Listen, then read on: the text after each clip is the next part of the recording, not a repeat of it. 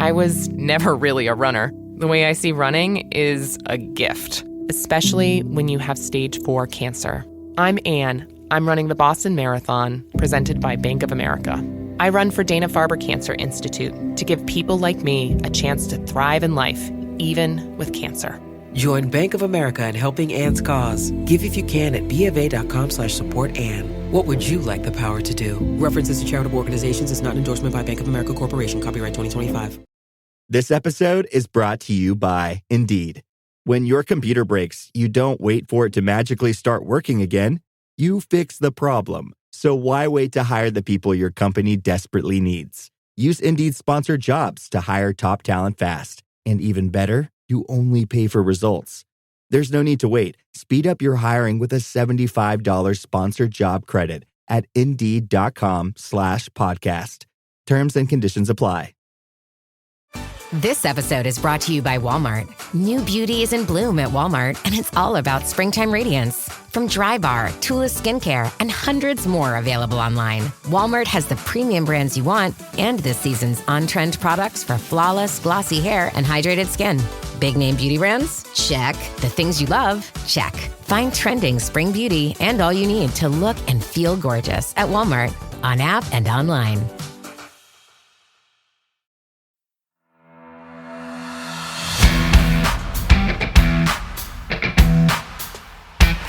You're listening to RAP, the Welsh Regional Rugby Appreciation Podcast.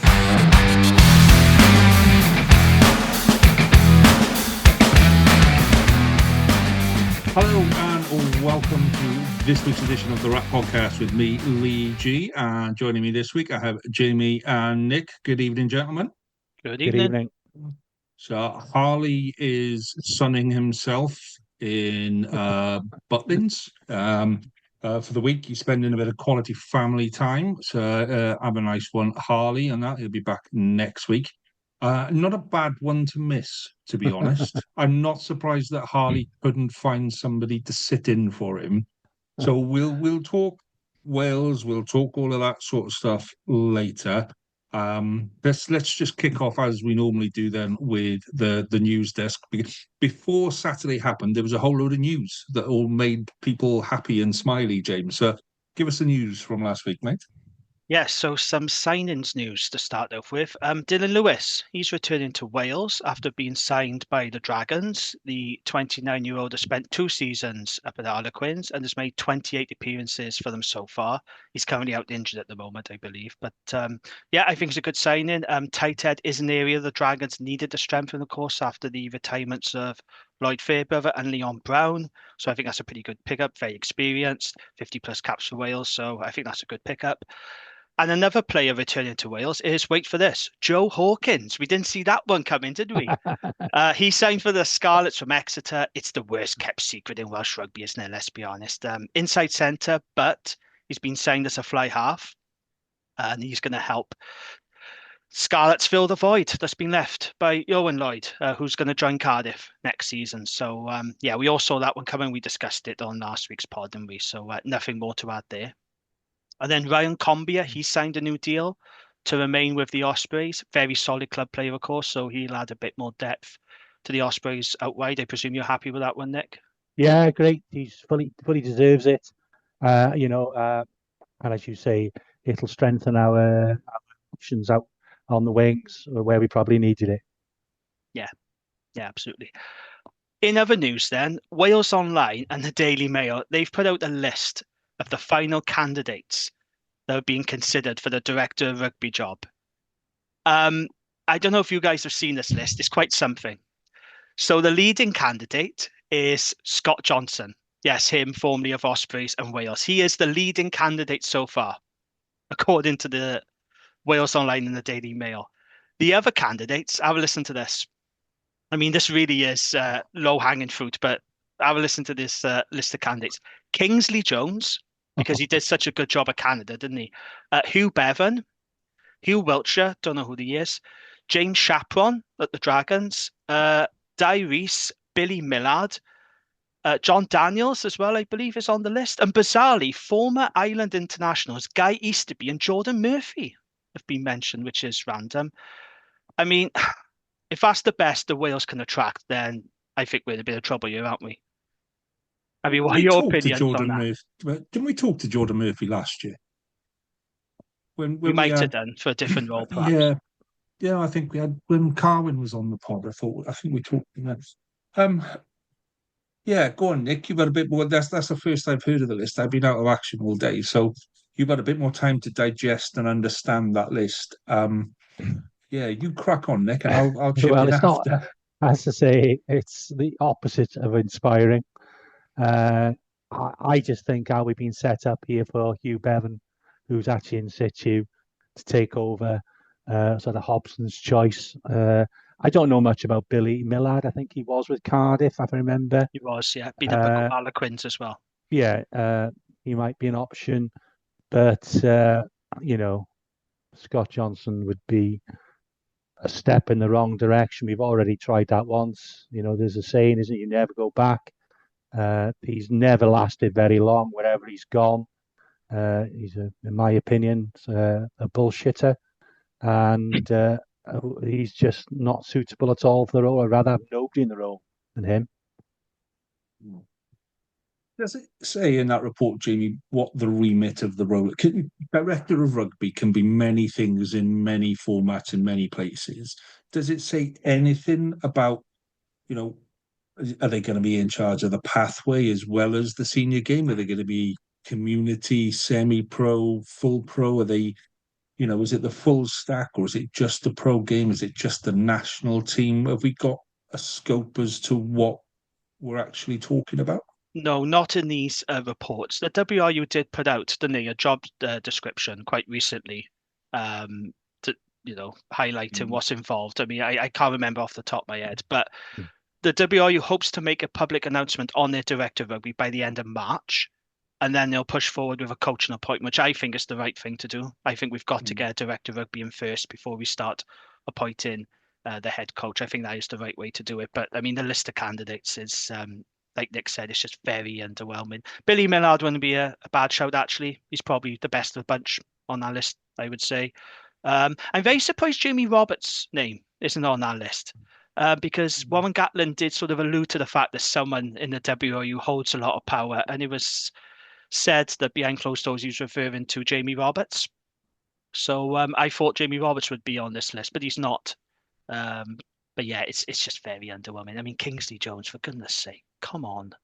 With all due respect, we have to do better than this. We really do. But Just go back to Jamie Roberts.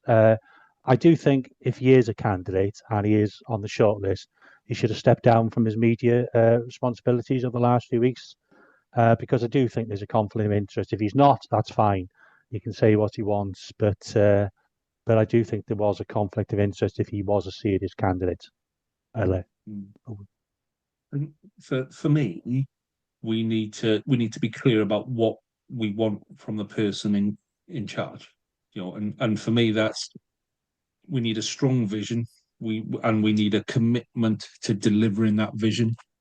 We need a vision that lasts. That's got a 12-month detailed plan, a 3-year outline plan, a 5-year plan. We need somebody that's going to come in and say, for the next 25 years, this is the vision for Welsh rugby.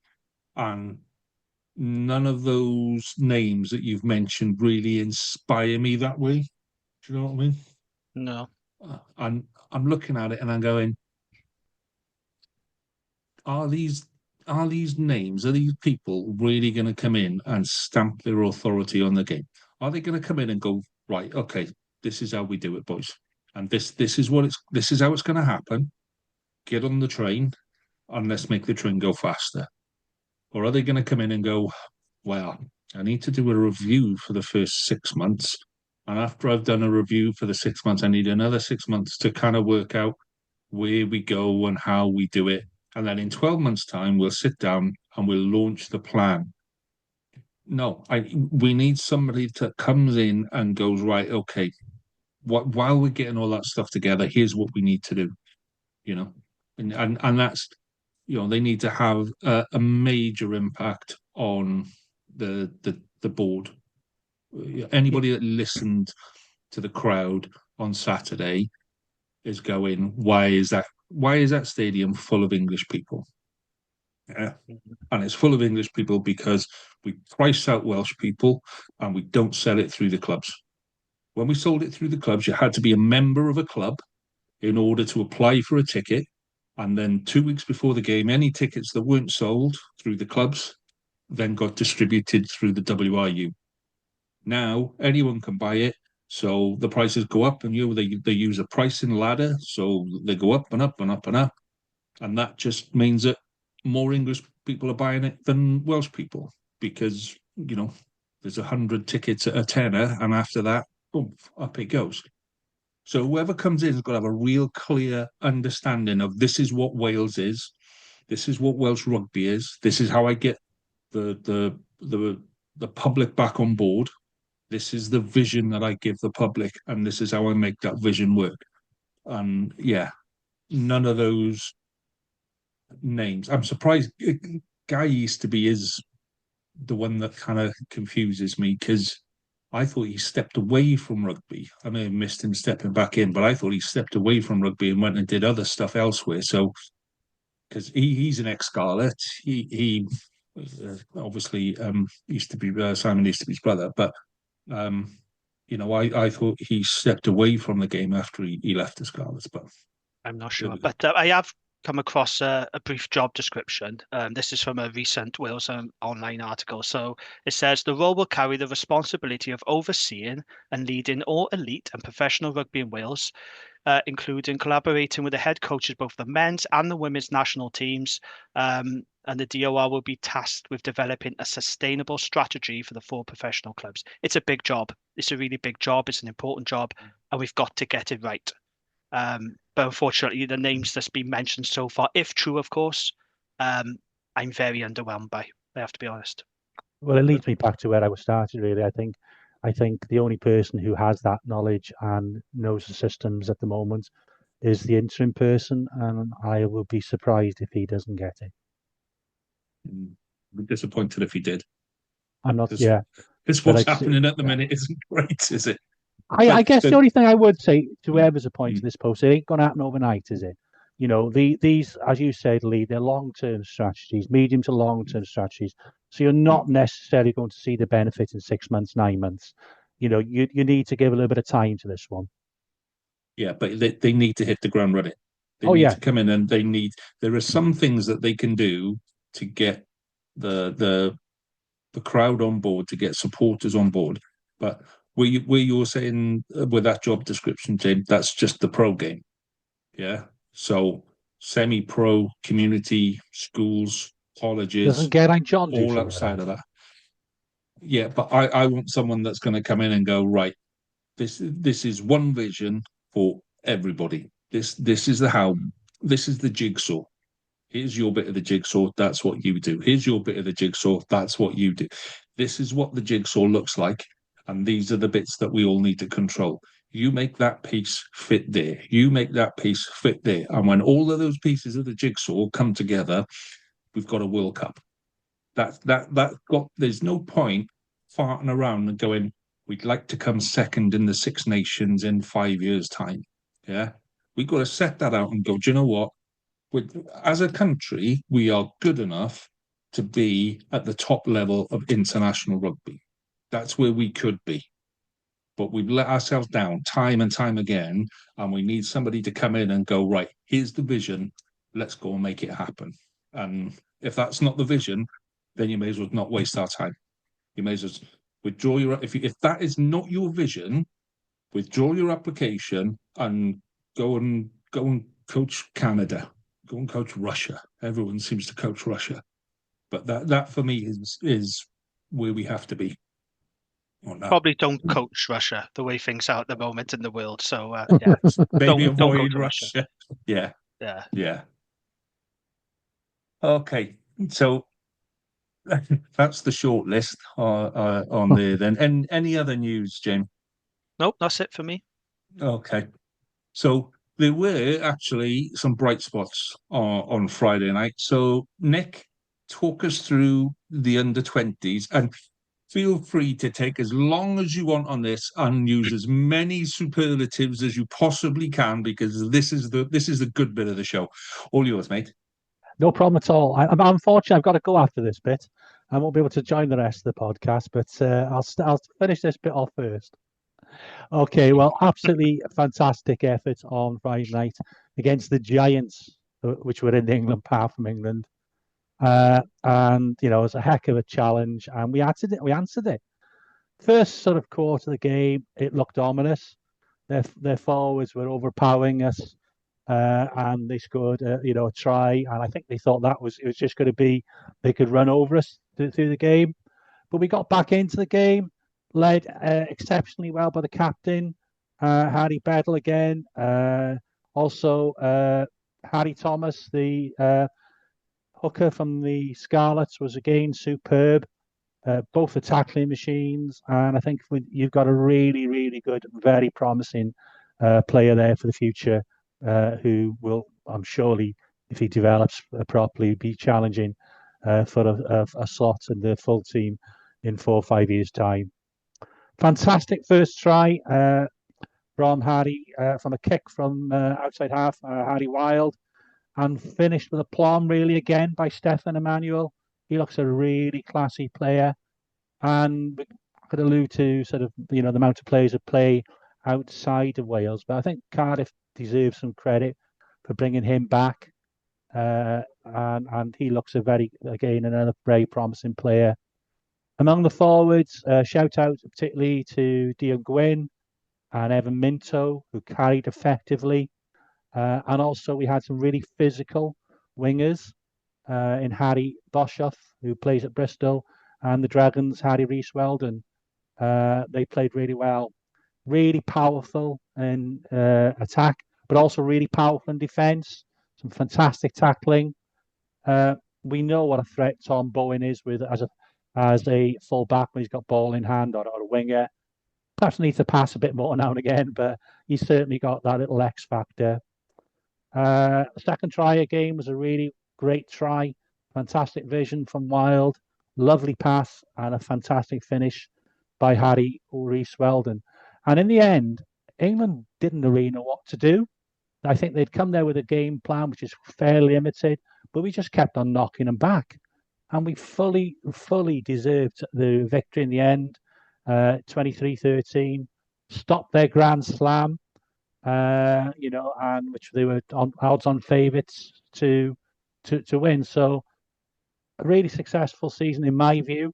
And talking about things that maybe have been going on in the past in the build-up to this, I know certainly with Karen on the Welsh pod, I do feel there's been more of a strategic approach to the under-20 season this year, with some warm-up games and so on, lots of training with other teams and so on. So I think that's helped them tremendously to try and adapt to the physicality that we haven't necessarily got. Still some things to work on. The line out hasn't functioned as well as I think they would have wanted. And hopefully they can work on that, because they'll move on now to the Junior Rugby World Cup in Italy, end of June, July. And hopefully maybe with Nick Thomas back, Nick Thomas, from the Dragons, that might help. 1 or 2 players coming back. One of the concerns has to be the amount of players who are playing in England, who had opportunities to go to perhaps schools and universities there, which I fully get. But it's important we do, as when I spoke to Richie Pugh, keep in touch with that, and maybe for the future to look how we might address that and make it fewer players going over. Obviously, we've got Tupolotto, who's Welsh qualified, and Kane James. So it'll be interesting to see what they decide to do in the future. But Richie Whiffin and his coaches really do deserve some credit. Hopefully now those players will get some more game time in Super Rugby Cymru, and hopefully with some of them they might even be able to step up to get some game time for our clubs in the URC. But we have got some talent in Wales. It's about how we develop that talent and give them the opportunities to be the very best players they can be in the next 4 or 5 years. So I'm just going to chip in on this bit rather than save it for later, because this came up in David Buttress's stuff that we probably talk about later in a bit more depth as well, about having players in England and why do we have players in England. So I just listeners who've been around for donkey's years will know my son was in Scarlet's Academy, but went to Hartpury. Yeah, so we live an hour, 15 hour, 20 minutes away from Scarlet's. Yeah, and our options were to send him to the Pollock Cigar in Beckley, yeah, which fair enough, they put a bus on, but the bus is an hour and 20 each way every day. And then he's got to stay on after. So then you're like, well, okay, well, how does that? So we're still kind of 3 or 4 hours every day, 4 or 5 days a week up and down the motorway. So okay, that's not going to be great. He had a option to go to Llandovery, but Llandovery wasn't for him. He'd still have to get back and forward to Scarlet and whatever, albeit with more support. And Johan Cunningham was there at the time, but it wasn't the atmosphere in Llandovery College wasn't right for him. So then it's like, right, okay, well, does he go to Pembrokeshire College? And Pembrokeshire College were getting battered 75-80-0 at the time. Are no better now because all of our decent players went to College Cigar. So you're then in this position of going, right, okay, what does he do? Yeah. Scarlets did offer to put him into a private school in Slethley, but again, it just from an individual point of view, we wouldn't have fitted in there. So we said no. And he said, look, I want to go to Hartpury. Yeah. Why does he go to Hartpury? Because he wakes up in the morning, he gets out of bed, he walks 5 minutes, not even 5 minutes down the road, and there's a choice of gyms. And not only is it a choice of gyms, well-equipped, good gyms. Yeah. The types of gyms that you look at and you open the door and you go, I like this. There are expert coaches at every single layer in Hartpury. Yeah. Some of them are now starting to come home and play for Wales and coach Welsh teams. You have superb mental development. We were talking last week about the head side of the game. Yeah, those players are in a winning environment week after week after week after week, and that's the attitude that they deliver and they develop. Yeah. You then have this issue that he's still an hour away from the Scarlets. It's the other way. Yeah, but he's playing top level rugby in the English college system. We don't have that in our college system.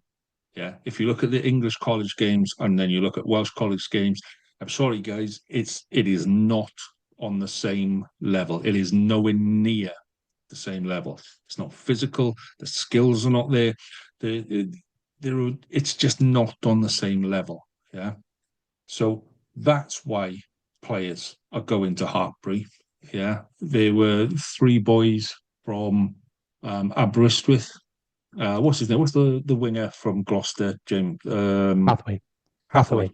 So he did exactly the same thing. He had a contract with the Scarlets and went, I can't keep doing this.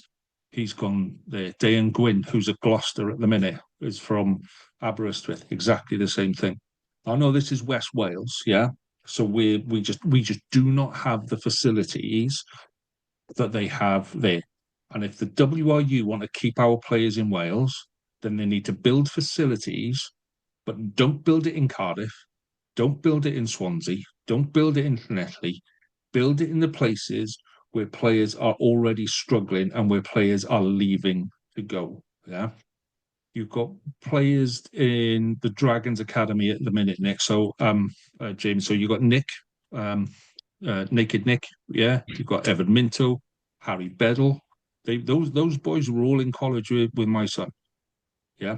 They've all gone through Hartpury, and there's a whole load of others. There's a constant stream of them. The Hartpury first 15 is usually entirely Welsh players. We need to be building the Hartpury facility in Wales. and we need to be building 3, 4, 5 of them, and don't put them in the colleges where they are now. Yeah, don't go to College Cigar and go, we're going to build you a new gym, and because the function within College Cigar isn't set up the way it is in Hartpury.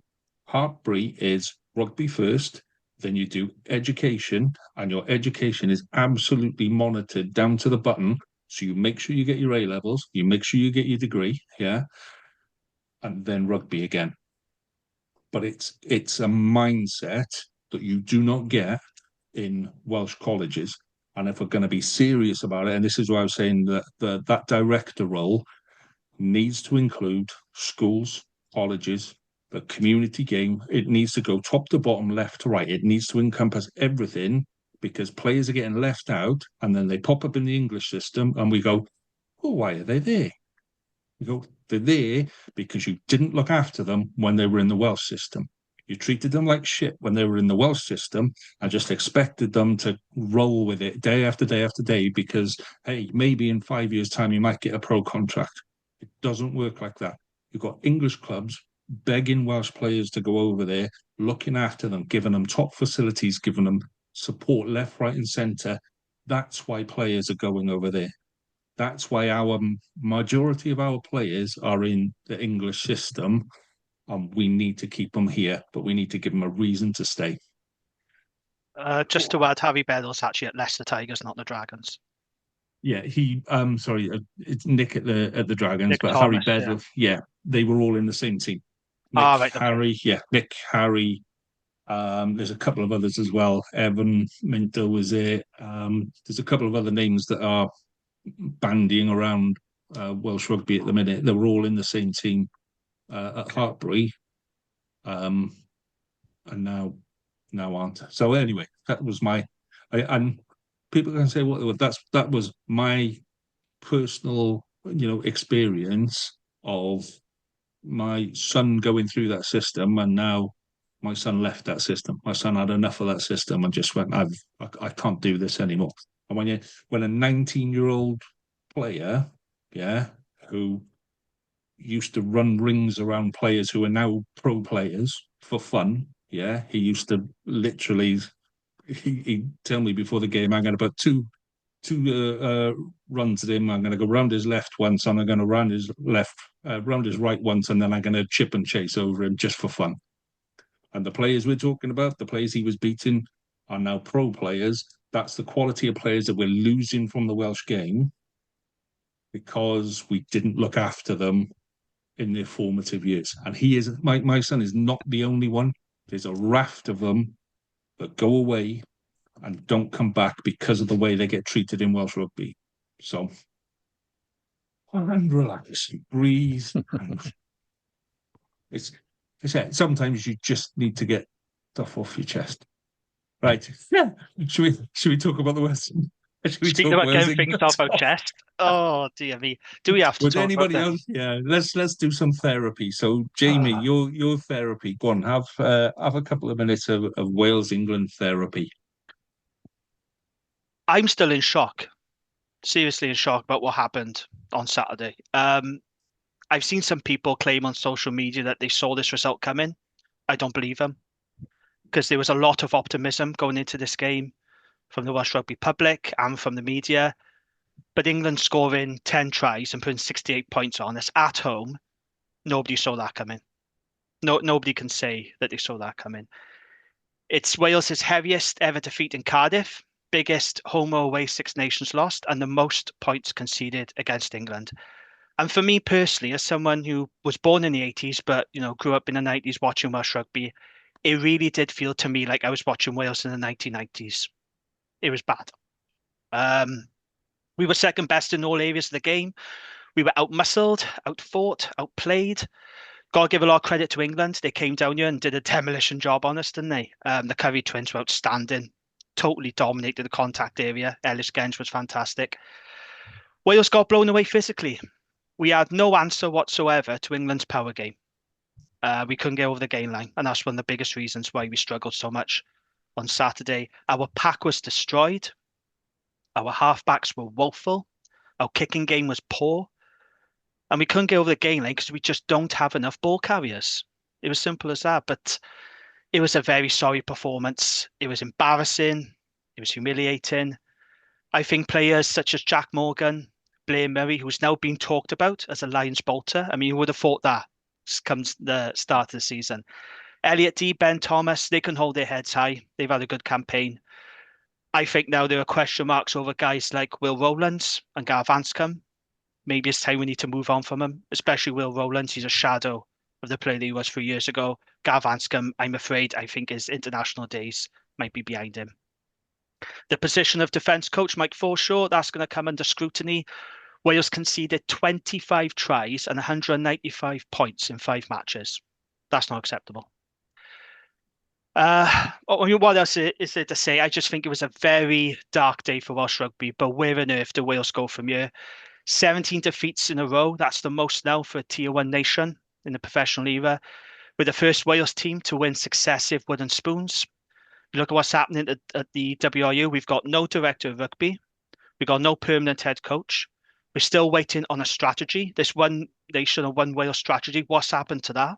That seems to have disappeared. And we're still waiting for this new PRA agreement to be signed off, which has been dragging on since last summer, let's not forget. I don't know what else to say. I honestly have no idea where Welsh Rugby goes from here. But that on Saturday was, for me personally, was just heartbreaking and demoralising. Don't get me wrong, I didn't really expect Wales to win. I know I predicted Wales to win by 3 points. I was trying to be optimistic, but I did not see that coming. 10 tries like that. Yeah. Very, very dark times for Welsh Rugby, I'm afraid. Nothing more to say on it. Okay. Nick, your free therapy begins now. Get it all off your chest. Well, not an awful lot to add. It was the most depressing game I've watched in the Six Nations for a long, long time. And I've watched them since the 80s. Absolutely abysmal. I think we did talk, didn't we? If you're going to lose, and I did think we'd lose, but not nowhere near by that much. I think we would have perhaps if we'd have picked some of the younger players.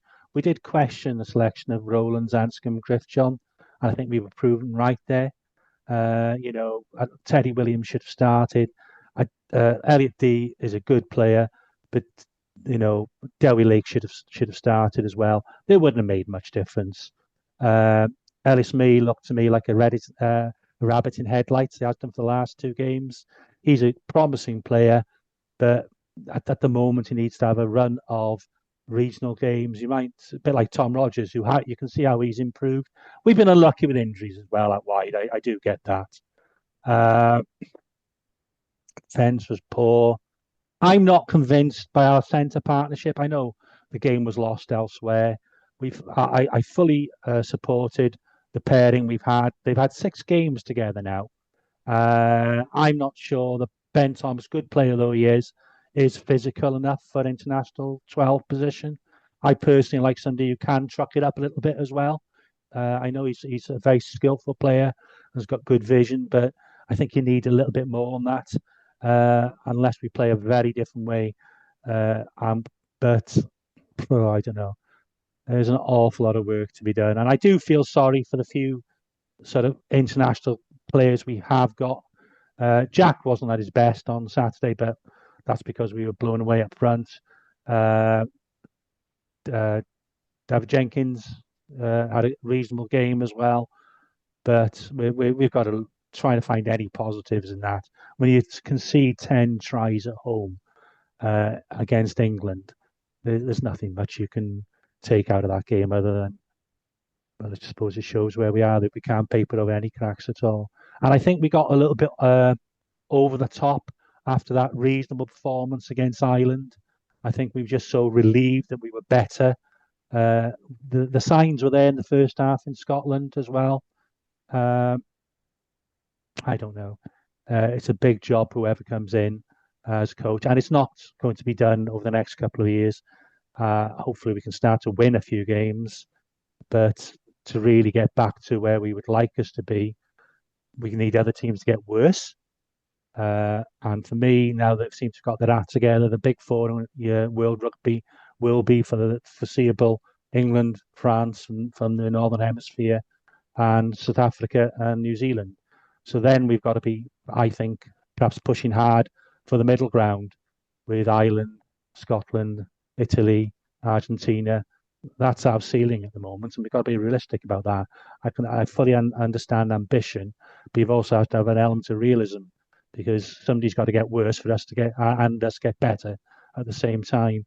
But yeah, highly, highly depressing. Yeah, I get what you're saying on being realistic, Nick. But for me, it is somebody needs to come in and have that ambition, and come in with a. I think when Gatlin came back, the desire to do anything wasn't there. When he came in, he wanted to make a name for himself. He wanted to grow a team. And he got lucky that first season. He benefited from a lot of the work that had been put in beforehand. He polished a few things and made a really good team out of a good team. That's what he did, and it all came right from that first season, and that gave him a bit of time and a bit of breathing space. And that could. I think probably the worst thing that could happen is that a coach comes in now and that happens again. We go from worst to best, and we go, hey, everything's great, everything's fantastic, and I think what we're really good at is shooting ourselves in the foot time and time again. Saturday for me, by the end of that game, well, what I thought was coming close to the end of the game, and I was nearly in tears, and we still had 20 minutes to go. I looked up at the clock, and there was still 20 minutes to go, and I was nearly in tears. My wife turned to me, I was on the sofa, and she said, "Are you okay?" I had a bad back last week, and she said, "Is your back playing up? Is your back in that much pain?" And I'm like, "No, let's just look at the score." And then we had 20 minutes to go. And, there's nothing worse than losing to the English. Nothing worse. You could see the arrogance. You could see all the worst things that you get from English supporters and English players. You could see that getting bigger and bigger with every try. So, we They didn't we're respect us, but you can't blame them, can you? How can you respect somebody who well, plays like that? yeah. I think some of the stuff that have been said and have been doing and all that kind of stuff have been a bit beyond. There were times in the 80s and 90s where England were dog shit, but nobody said let's disband England. What's the point of the English Premiership back then? That wasn't being said in those days. So yeah, I mean, for me, the key bit now is that we're in a position where this is as low as it's going to be, and I think Matt Sherratt said after the game that there were a lot of players that needed an arm around them and support.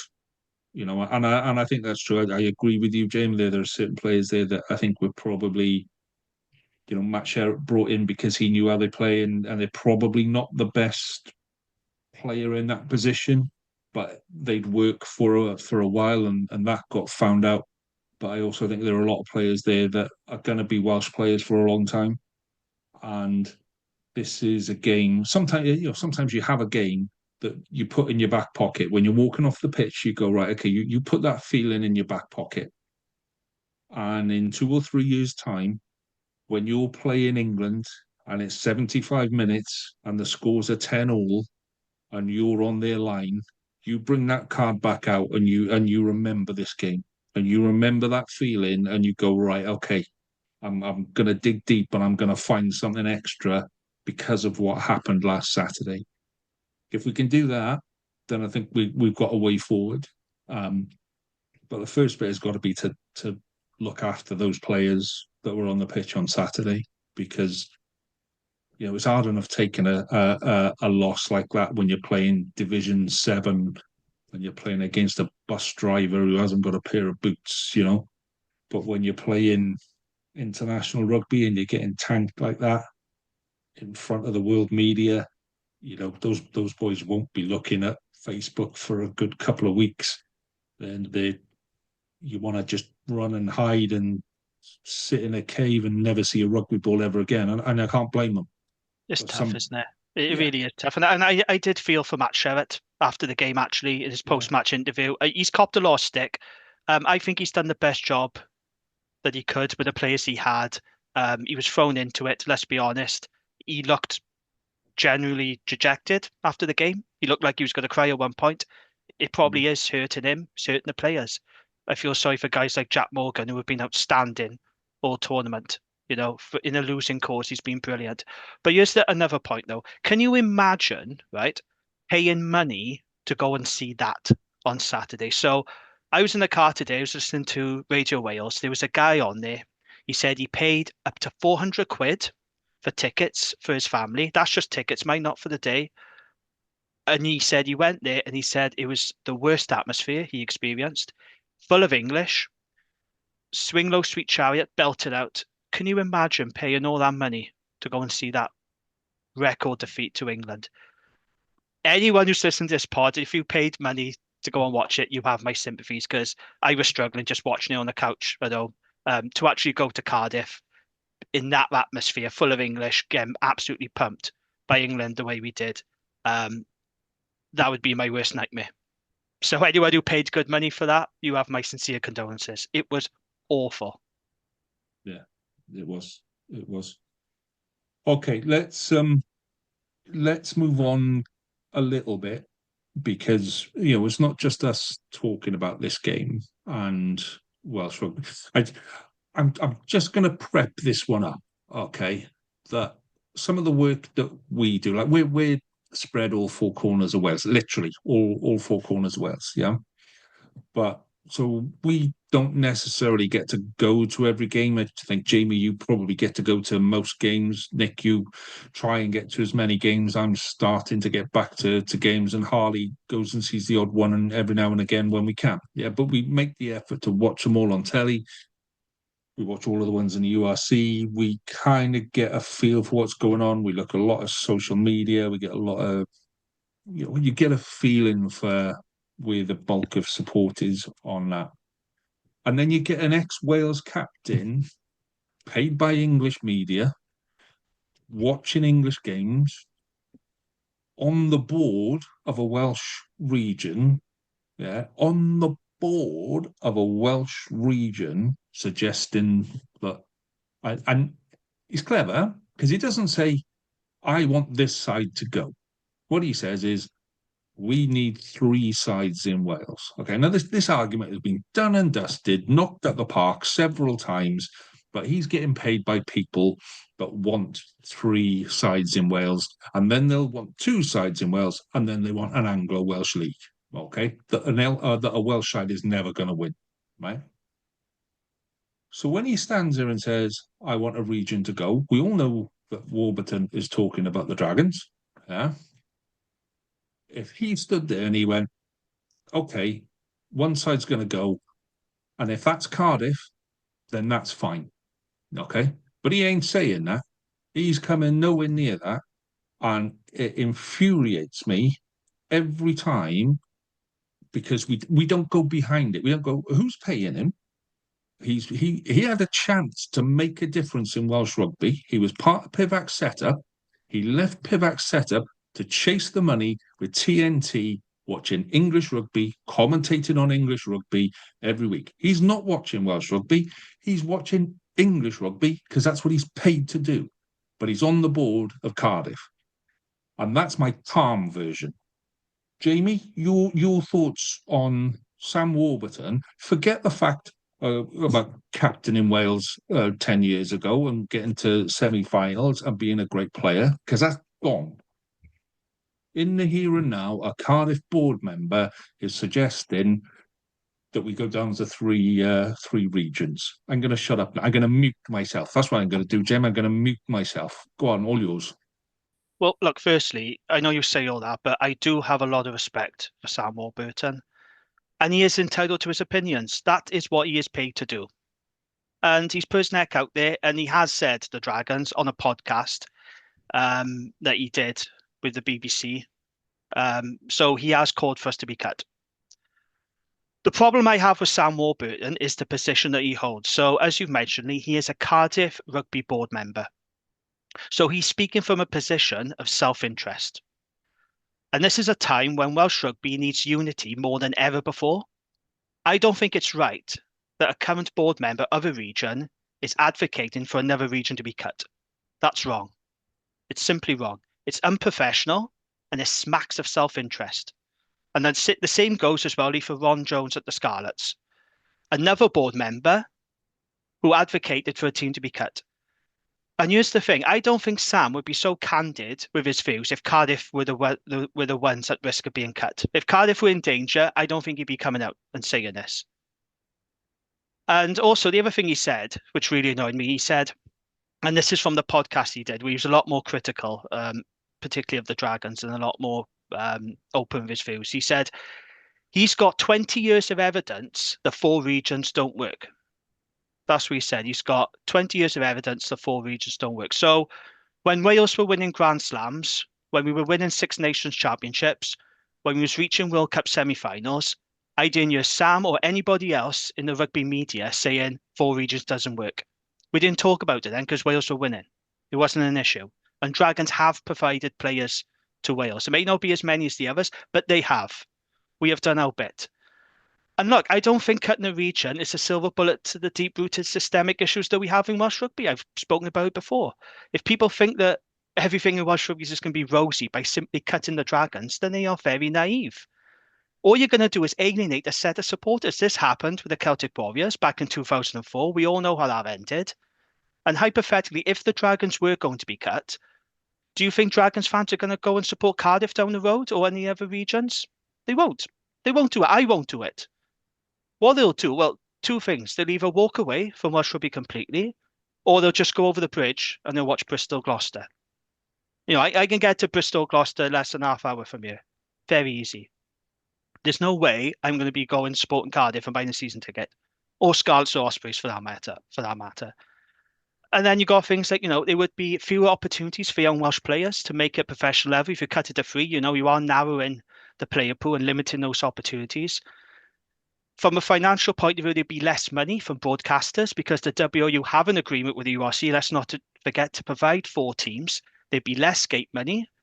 There would be fewer Welsh derbies. And we all know the Welsh derbies, they're the matches that hold the most interest with supporters. And another reason as well, and I think people forget this, there is a human element to this talk as well. So when you got people casually talking about cutting the team, as Warburton has and many other people have on social media, can we just take a second to remember these are people's livelihoods that we're talking about here? You're talking about people losing their jobs. You're talking about staff at the club, those who work in the shop, in the ticket office, in the hospitality, the kitchen staff, etc., the bar staff. They have bills and mortgages to pay like the rest of us. So, maybe have a little bit more understanding and empathy when you talk about cutting a region, because people's livelihoods are at stake. They've got mortgages and bills to pay. I think people need to remember that, But look, if the union were to cut a team, right, this is my point. What is the actual mechanism for that, right? Given that now these regions are independent businesses, what would probably happen is it's highly likely that WRU would have to go to court. That's the only reason, the way they could probably shut down the team. That is going to be very messy and very costly. And this is something that David Wright spoke about at the Dragons Q&A. And the financial cost of closing the team, trust me, that would be passed onto the other 3 teams. It really would. They would be feeling the burden of it. It would be messy. It would be prolonged. It would be very, very damaging financially. And people say there's not enough money for 4 teams in Wales. The WRU are a multi-million-pound business. It is their job to invest in the game and raise the revenue so we have competitive pro teams and we have the money to invest from grassroots upwards. But instead, the WRU invest in money on roof walks, hotels and consultants. Why are we wasting so much money on consultants? Why can't the WRU make a decision for themselves? The amount of money and waste that the WRU needs to be called out, but instead it's far easier for people to say, oh, let's just cut the Dragons. Yeah, that'll solve all the issues. Yeah. Cutting Dragons is not a silver bullet solution. It's not going to make Welsh Rugby suddenly better. And all you're going to do is alienate a lot of people. And trust me, this is not the way to go. We have 4 teams now.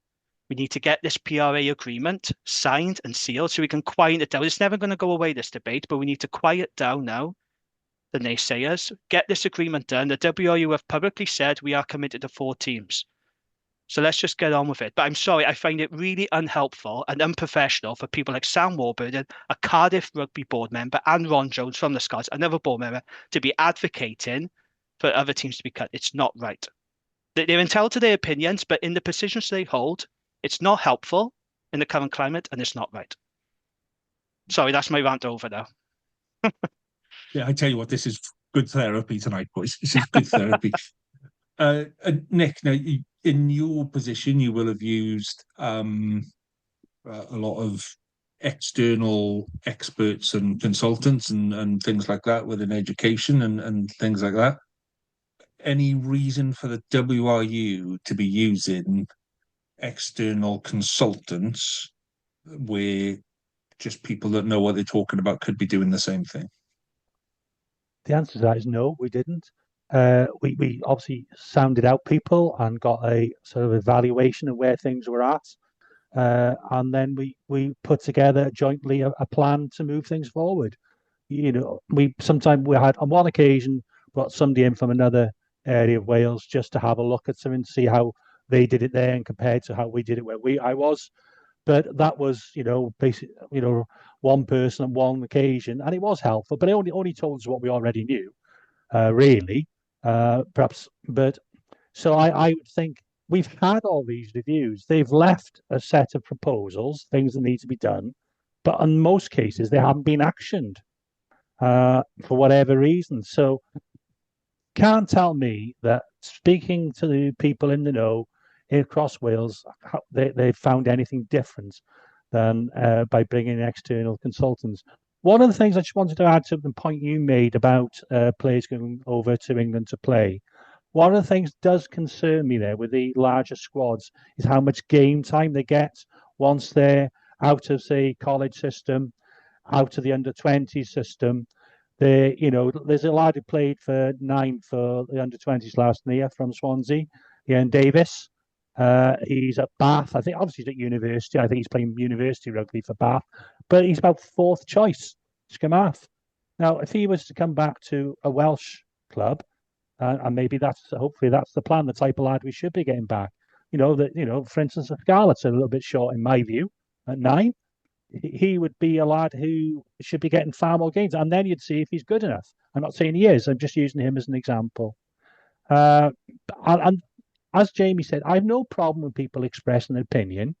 But if you're on a board of an organisation, you express that opinion, and you don't get enough people to come over to your point of view, and there's a vote, you should have the integrity to say, well, I'm sorry, I can't accept that, therefore I'm resigning. So if Sam Warburton feels so strongly, but the Cardiff board signed the PRA, he should resign, and then he can say what he wants. But there is again a conflict of interest when he's saying these things in the public domain, and given his background, people are going to listen to him. I'm sorry, I can't remember the name of the guy. Ron Jones, wasn't it, from the Scarlets? Similarly, fine, that's your opinion, perfectly entitled to it. But if the rest of the board don't agree with you and they vote for this and it's accepted, time for you to step down or shut up. The Dragons are an easy target at the moment because of results. And this is a problem. This is something that I have spoken about on the Dragons Lair pod. And when I had Nick Webb on my pod, BBC commentator, he said, look, we need 4 teams. But he did say the Dragons don't help themselves with their performances. And they are right. We have got to start doing better on the pitch. I recognise that. A lot of people at the Dragons recognise that. Because here's the frustrating thing. The Dragons are in a really good place off the field. They are the only Welsh region to outright own their own ground. None of the others do. We are debt-free pretty much. I don't think any of the others are. It's working really well off the field. There's a lot of potential. There's a lot of revenue streams going on at Rodney Parade. Newport County are playing this. So that's a really additional key additional source of revenue for them. They're hosting more events. They got a Bucks final there. They got women's rugby. They got age grade football. They can utilise and sweat the asset of Rodney Parade, and they'll be in a very good financial position. So if we ever did go to like a tender process, say the WRU did say, okay, we are going to close the team, but we're going to go to a tender process, right? The Dragons would score very highly because I think they're in a very sustainable position, which perhaps the other regions aren't. But what really lets the Dragons down is their performances. That's what people are looking at. We're bottom in the league at the moment. That doesn't help. When you're losing week in, week out, all you're doing is feeding the trolls and giving the naysayers momentum to close you down. So this is where the Dragons need to use that now as motivation. Because I've spoken about before, they have got to be better on the field. Because when you lose week in, week out, you're not proving anybody wrong. You're just proving everybody right. So it's got to be better next season. It's been a tough season. Mistakes have been made. We've got a young team. We are crippled with injuries. The recruitment was terrible. We know that. There's a lot of finger pointing going on. But we've got to see progress from the Dragons because all the ingredients are there. We're very sustainable off the field, but we've got to start being better on the field. And I would say that as a caveat. But no, I disagree with Sam and anybody else who wants to cut to 3. I don't see how cutting the Dragons makes everything better in Welsh Rugby, how it makes Team Wales better or anyone else better for that matter. I just don't see it. There is no concrete evidence to suggest that going down to 3 will work. Because what will happen is, if that happened and 3 teams were struggling, you know what's going to happen? We need to lose a team. We need to go down to 2 teams. We need to be like Scotland. Yeah, let's be like Scotland, who haven't won a Grand Slam, who haven't won a Six Nations Championship. In the Six Nations either, they haven't done it. Italy haven't done it. Yeah, they got good pro teams, but they've done nothing. Scotland are massively underachieved on the international stage, and this is their golden generation. Do we really want to be like Scotland? I don't think we do. So, yeah, I've had my say on it now. I'm getting sick and tired of it. I just want this new PRA agreement done and dusted because it will quieten down some of the critics and naysayers. But unfortunately, I don't think this conversation is ever going to go away until eventually a team goes, and that's really frustrating. Well, yeah, I've bleated on before about that. It's a bigger argument than rugby. Our media in Wales is controlled and run by people in England. It's called Wales Online. It's owned by an English company. It's run by people in England, staffed by people in Wales. And that's consistent across a lot of what we do. So if people like Warburton and others, Ron Jones could have said that to a mate down the pub. He didn't. He said it to a reporter with Wales Online, and that's why it's important. Yeah, he's like I say, he can have those views. He can say it at the Scholars board meeting. Warburton can say that at the Cardiff board meeting, and say that these are my thoughts. But they're not. They're saying it to the media, and they're trying to influence people who pay to go and watch games. That's what they're doing. And he said it to the BBC, Lee. He said on BBC TV, which has a big audience. He said it on a BBC podcast. He actually put the boot into the Dragons more on the podcast. What you saw on Rugby Special, that was more restrained. He actually name checks us and tells us we're the ones that should be close. And he does this I have friends at the Dragons. It's not personal. Well, some friend you are wanting to lose their jobs, mate. Some friend you are. If that's your friend, imagine what your enemies are like. Exactly. Yeah. But to me, absolutely right. As far as I'm concerned, Warburton, lovely little player, did a cracking job on the pitch. Off the pitch, no. So some of his analysis about the play on the pitch, yes, very good pundit, excellent pundit. Absolutely. But when he starts talking about stuff off the pitch, no, that's not what it is. And if he thinks he is, then shut up and go and run a region. Actually do your job on the board and go and run a region on the board. No, go and apply for Wales Director of Rugby. Don't go mouthing off on TNT and all these other places trying to get people to undermine support in Welsh Rugby, because that's not what we need right now. We need a massive weekend where we fill all of our home. We've got all 4 sides at home this weekend. It would be great to see all 4 stadium full-ish with yourself, Nick. Let's go for 1 tier at the Ospreys. But you know what I mean? It would be good to see 10,000 in every ground this Saturday and Friday and Saturday supporting Welsh sides and going, do you know what? We know this is hard at the minute, boys, but we're here.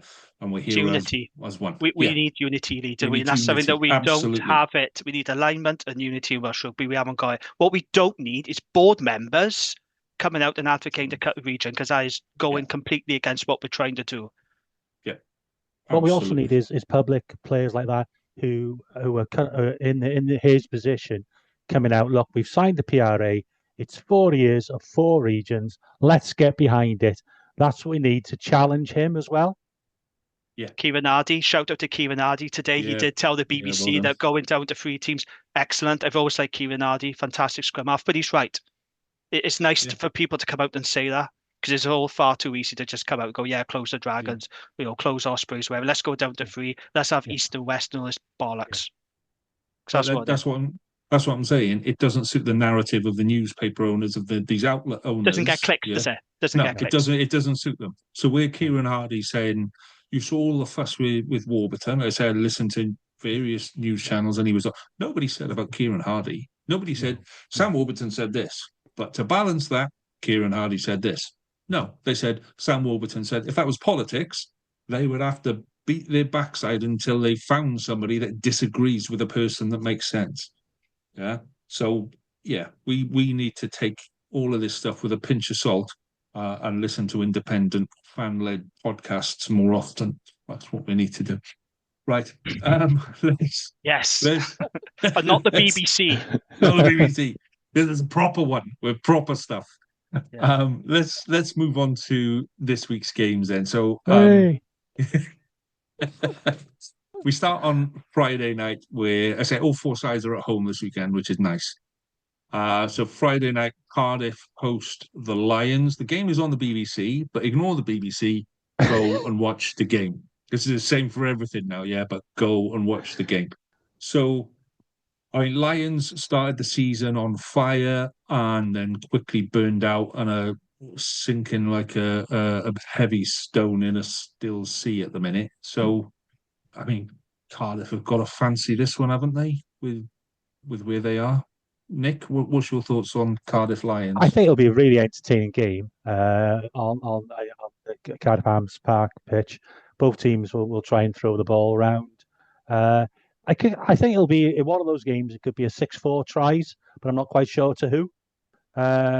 You would hope that Cardiff will get over the line, and it's a massive game for them. Obviously, if Harley was here, I'm sure we'd agree. They have. I don't think they've won in 2025 yet, have they? I think they drew with the Ospreys on New Year's Day, and I don't think they've won after that. So that we're into towards the end of March now. So for their season, it's a very, very big game.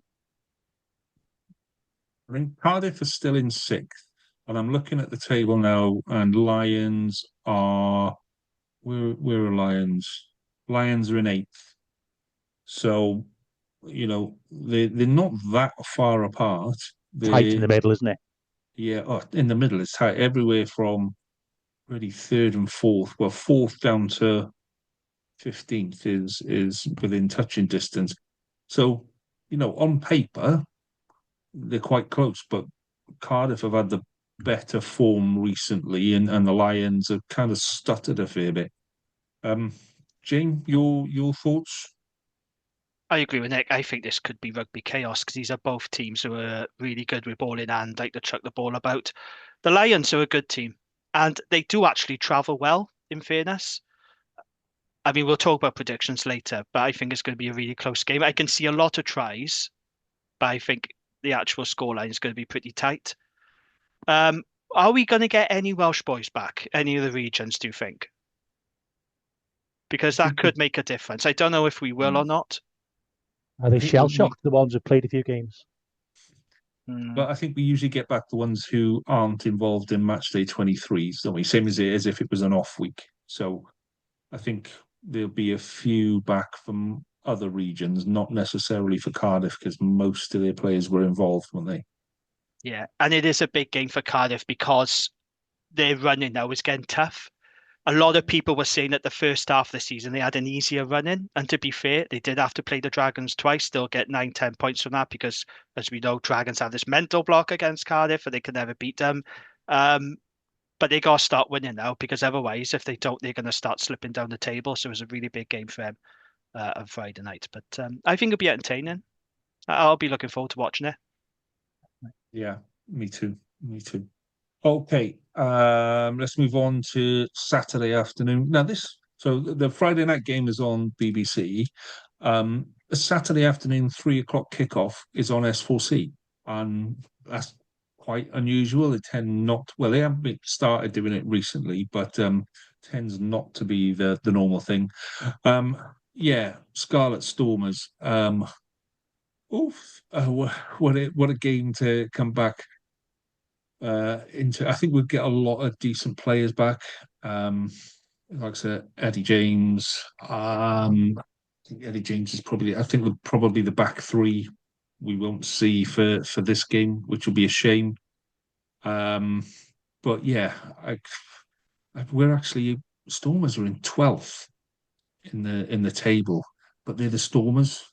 Do you know what I mean? They're not a side you take lightly. They're in between Benetton and the Ospreys. They're two places below the Scarlets. So this is going to be a tight game. And the last two games, Scarlets have really let themselves down, like proper.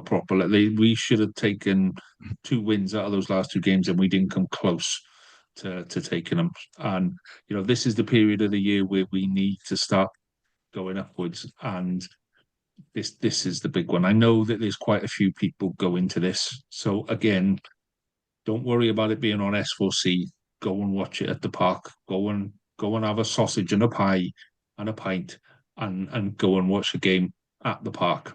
I'd love to say I'm going, but I'll be in Birmingham all weekend. So hope you find a way watching it on telly. So yeah, I just hope that if we get parity up front, I think we'll be fine.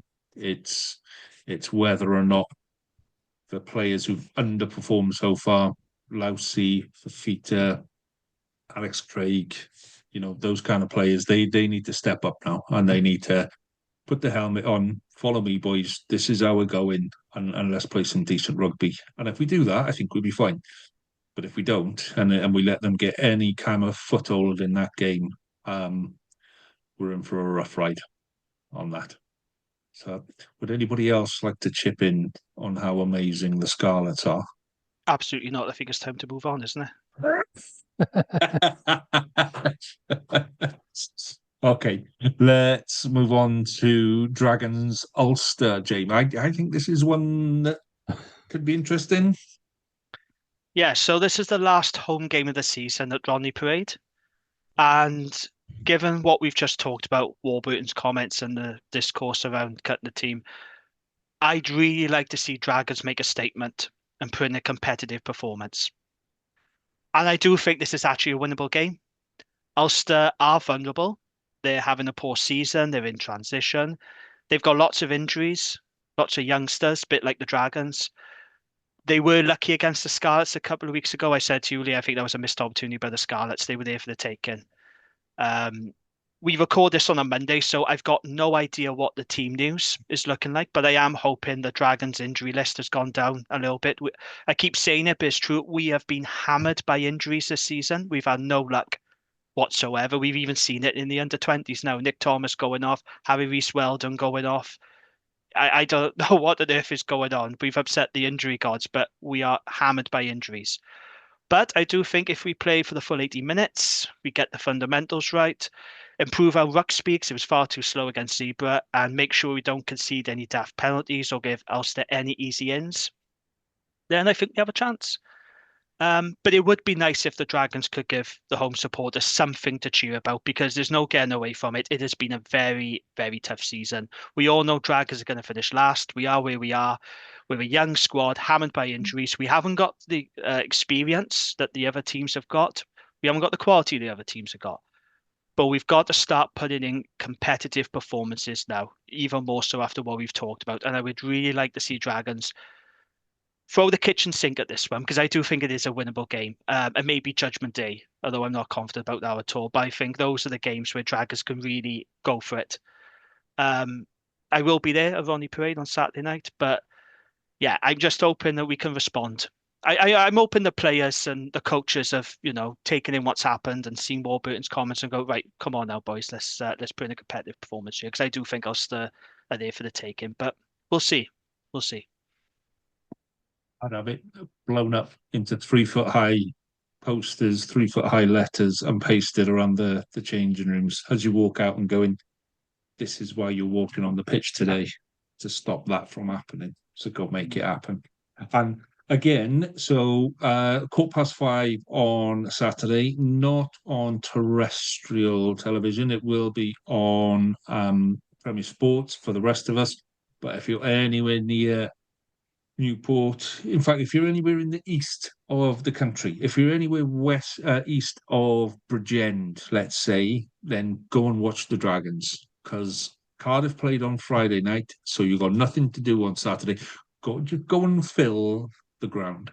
And anybody west of Bridgend, well, you've got a choice of Scarlets and Ospreys. So everybody go and watch a game. I feel really guilty because I know I'm not going to be going to watch a game. I tell everybody to go watch a game, and I know it's the one weekend where I'm away this weekend.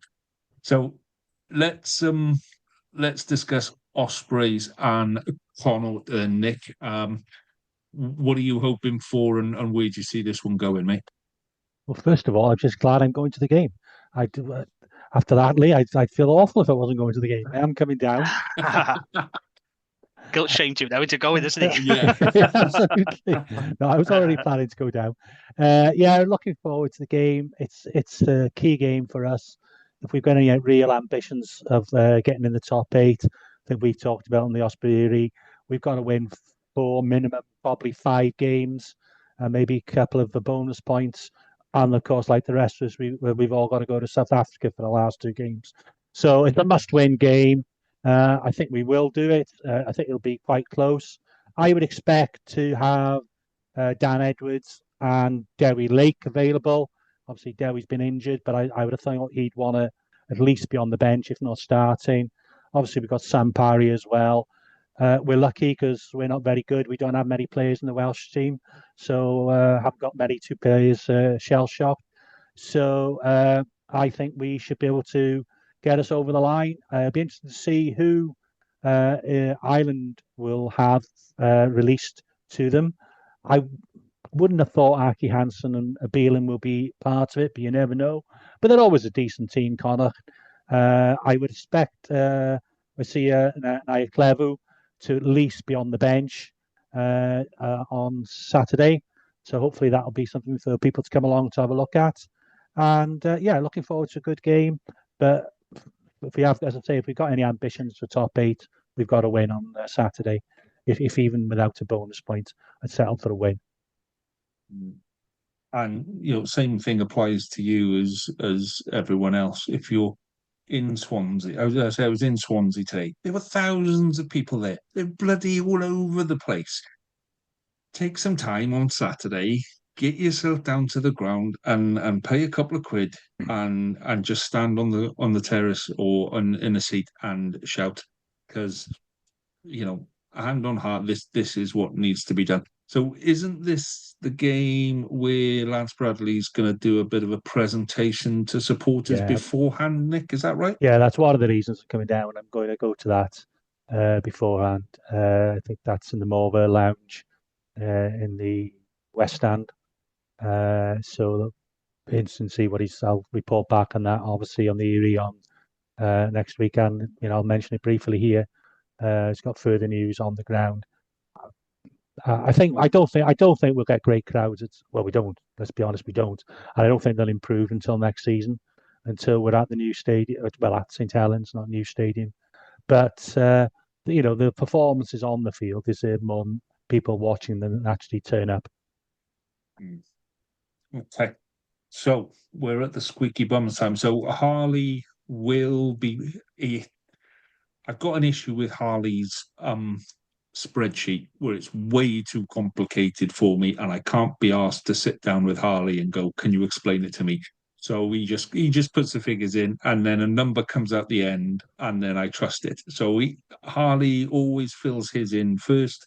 So I'm trusting Harley that he's made his predictions. Now, if Harley comes back next week and he's got all 4 games absolutely bang on, I think we smell a rat. Smell a rat.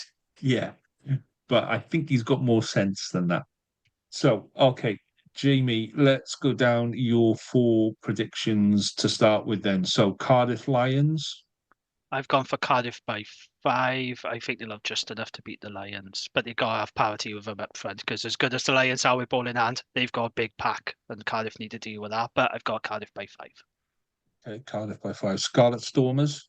I've gone Scarlets by 8 because Scarlets do have a very good record against South African teams at Parker Scarlets. Stormers, they are flattering to deceive, aren't they, this season? Don't know what's going on there. So I think Scarlets will win and I've gone for them by 8. Okay, Dragons Ulster.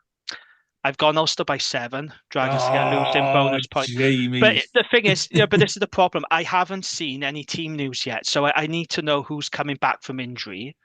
If we got a lot of boys back from injury, then maybe we could edge it. But look, Ulster going to come down here. They're going to be expecting to get a bonus point win because I do think they have an outside shot of making the top 8. So it's a big game for them. But yeah, I've gone for Ulster by 7. Hope I'm wrong, of course, but I'm just going for the form guide, I guess. Okay. Ospreys, Connacht. Yeah, I've gone Ospreys by 10. I think it'll be a comfortable win for them because they've got a very strong squad. They're playing good rugby, and yeah, I think they'll win with ease. So I think Ospreys by 10. Cool. Okie dokie. Nick, let's go with you then. Cardiff Lions. I think it'll be close, but I think Cardiff will just edge it. Cardiff by 3. Cardiff by 3. Scarlet Stormers. Stormers, I think I read, have got a couple of players back. They're a very, very inconsistent team. If they play well, I think you could be in trouble. But the fact that it's at home, I'll go Scarlets by 5. Okay, Dragons Ulster. I'm sorry, I think I'll go Ulster by 5. Ooh. And Ospreys Connaught. Ospreys by 6. Ospreys by 6. Okay. So I'll run down mine then. I've gone Cardiff Lions. I've gone Cardiff by 6, but I think it'll be a high-scoring game. Scarlet Stormers. I've gone Scarlets by 1. Thank you very much. Dragons Ulster. I think Dragons are due one, Jane. It's a kiss of death, Jamie. He's fucked it now, haven't he? Cheers, Lee. Cheers for that. I've got Dragons by 1. Ospreys. For Christ's sake, he had to do Dragons by 1 as well, didn't he? Can't say Dragons by 5 or 6. No, Dragons by 1. No, Dragons by 1. And then Ospreys Connaught, I've gone Ospreys by 9 on that one. So, yeah. Oh, I'm predicting 4 Welsh wins. Yeah, that'd be great. Yeah, it would be nice, wouldn't it? That would be a boost for everyone in Welsh rugby. Absolutely, and it would take people 2 or 3 days to start moaning about something. Then, as they'd have to have 2 or 3 days off. That's okay, mate. Add an extra region. Yeah. If 4 of us can win, surely we need a 5th region. That's in North Wales. Yeah. Oh, don't start that bollocks, please. I can't cope with it. I'm a North Walian, and I thought this load of bollocks. Oh, Nick. Oh, yeah, I know. It's just right.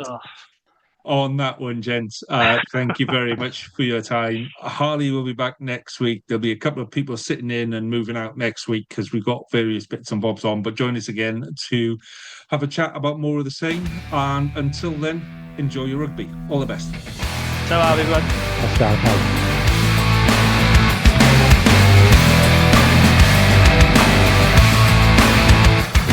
That was WRAP, the Welsh Regional Rugby Appreciation Podcast.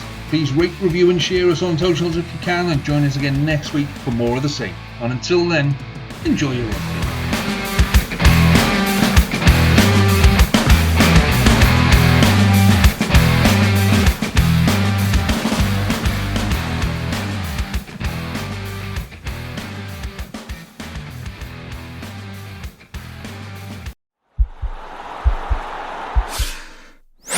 This podcast is part of the Sports Social Podcast Network.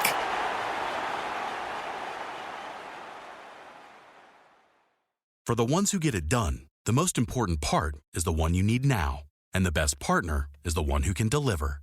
That's why millions of maintenance and repair pros trust Grainger, because we have professional-grade supplies for every industry, even hard-to-find products. And we have same-day pickup and next-day delivery on most orders. But most importantly, we have an unwavering commitment to help keep you up and running. Call, click Grainger.com, or just stop by. Grainger, for the ones who get it done.